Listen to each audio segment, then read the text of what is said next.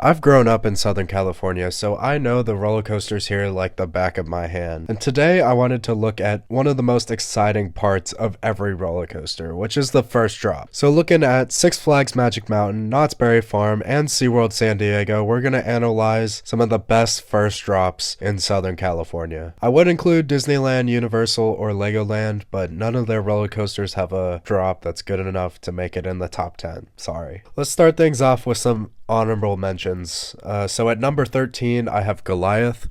This drop is really tall, and that's about it. It's super shallow in terms of a drop angle, and you get like next to no airtime, even in the way back row. In the front row, this drop is actually pretty solid because you get all of that wind in your face, and of course you end the drop with the tunnel. The temperature change from going from the hot sun to the cool tunnel back out to the hot sun, that's pretty cool. But other than that, this drop is just, it should be way better. It should be one of the best drops in Southern California, and I just don't think that it is. It might be a little too harsh leaving it out of the top 10, but that's just how I feel. Number 12 is Viper. This is a twisted drop, and you whip down that thing, man. So really the major downside of this drop is the aero restraints and the aero transitions. But sometimes you can just like snap down that thing, especially if you're towards the back of the train. So it can be really fun, or it can be a little too much. But either way, it is definitely a standout moment in this ride experience. And then number 11 is Scream, which is basically the same style of drop because it just banks to the right. It's just a banking drop, but this one is a lot smoother. It's a lot more flowy. If you're in the back row, you kind of get some float coming down, which is really cool, and you gain speed really quickly, so that's just so much fun. But let's start things off with the official list, starting with number 10, which is Apocalypse at Magic Mountain. This drop is pretty short. I do like the visual. It's really unique with the profiling of the drop because there's a lot of drops that just turn while they're dropping, but Apocalypse comes off the lift hill and then it makes a turn, and then after the turn you pretty much just take a straight drop back into the structure. So it's a really cool visual dropping into the structure, and because of that turn you come into the drop with a good amount of speed, so that's really cool. It's an okay airtime moment. It's definitely not one of the best on the ride, but you know, it's there, and it's a fun way to start that ride experience. I just wouldn't say that there's anything too notable about this drop, but because it provides some amount of airtime, I have to rank it over Scream, Viper, and Goliath. Number 9 is Tatsu, just up the pathway at Six Flags Magic Mountain. This drop is absolutely insane.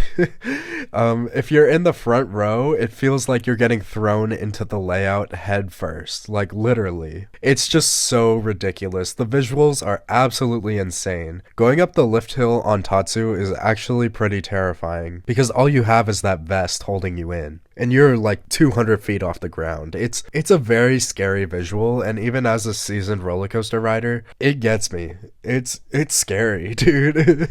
It's definitely freaky. And the way that it just throws you into the layout is just so cool. You get a great view of the raft ride down below. If you're towards the back, you just get pulled into it, and it's just so fun, and it's pretty scary from like whether you're sitting in the front or the back. It's just a surreal experience, which is why it makes the top 10. Number 8 is Full Throttle. So this one's a little weird. You may not even count this as a first drop because it's actually the last drop, but it's by far the largest drop on the ride, which is why I included it. And to some extent, it kind of feels like a first drop. You get a good amount of airtime if you're in the back row. If you're in the front row, you get your airtime cresting into this element, but I'm not going to count that since we're looking at the drop portion of this element. But of course, the major downside of this is the fact that it has brakes on the drop, which is so dumb. It's not very comfortable because you get thrown up out of your seat and then you get thrown into the lap bar while you're still falling. So it's not the best sensation in the world. I really would have preferred if you got to land naturally and then the train came to a stop. To me, it feels like the train has plenty of room to slow down, so I don't know why Premiere felt like they had to add the brakes on the drop.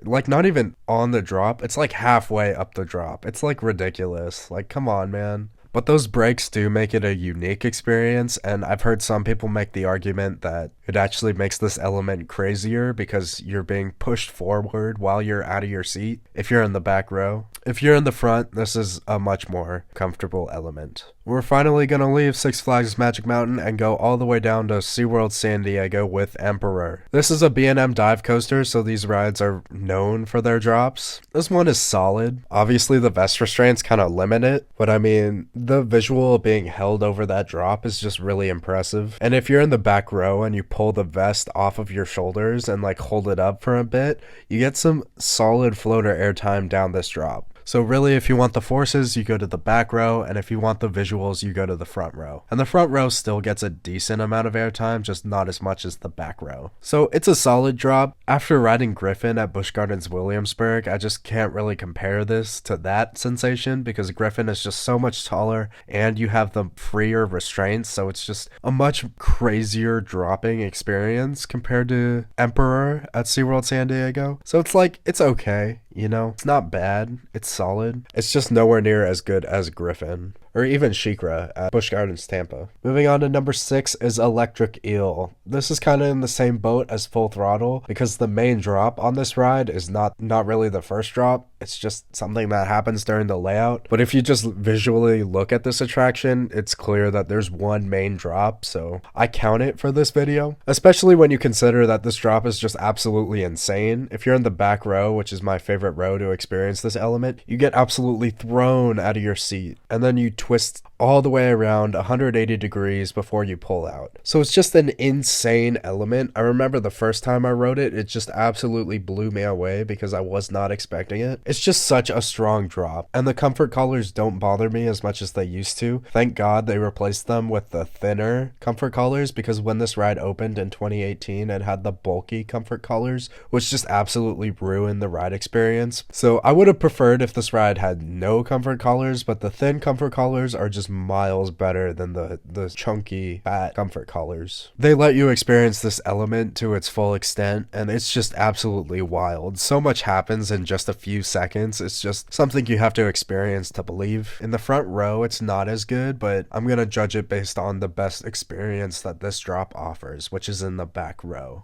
Number 5, we're gonna go back to Magic Mountain for Wonder Woman Flight of Courage. This is also a back row drop because you just get absolutely pulled. It's an awesome airtime moment. The drop is near vertical and it's really tall, so it's just a very strong way to start off the ride experience.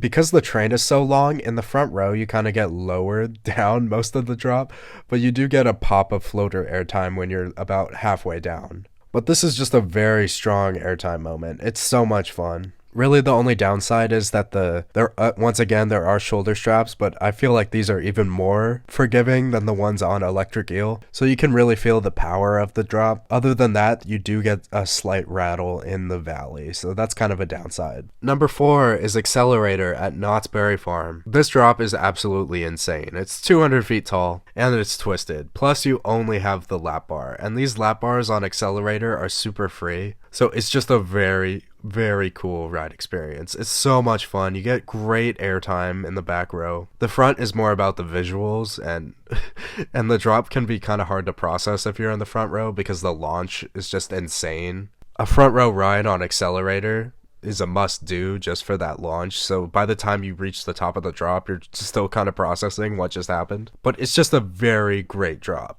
You get a very strong pop of airtime, and it's just so cool being that high off the ground. When you're on that top hat, you can look out and you can see downtown LA, which is pretty cool. It's a very beautiful view when you're up there. Number 3 is literally right next door. It is Hang Time at Knott's Berry Farm. So I went back and forth between Hang Time's drop and Accelerator's drop, but I went with Hang Time because I feel like you have more time to process it. And the visuals are just as interesting, but in a different way. Because I'll never forget my first time riding Hang Time, just seeing the track curl under itself. It's pretty terrifying, but it's just really cool. It's just such an interesting sensation diving under yourself, like going beyond vertical. That's so cool. And in the back row, it's a very strong airtime moment. It's very strong. And you're not stapled at this point on Hang Time. So you get all that airtime room to experience that amazing drop. On Accelerator, you might be stapled because the launch is very powerful. And on Accelerator, they kind of staple in the station anyway. They don't really do that on Hang Time, unless you get really unlucky.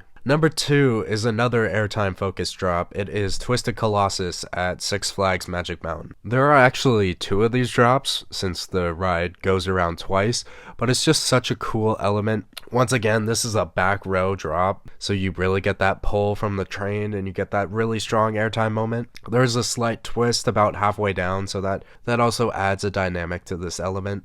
It's just such a powerful moment, so that's why it's way up at number 2. But number 1 might be one of the most unique drops in the world. It is X2 at Magic Mountain. This thing is just absolutely demented. It's insane. In the front row, it feels like you're like skydiving.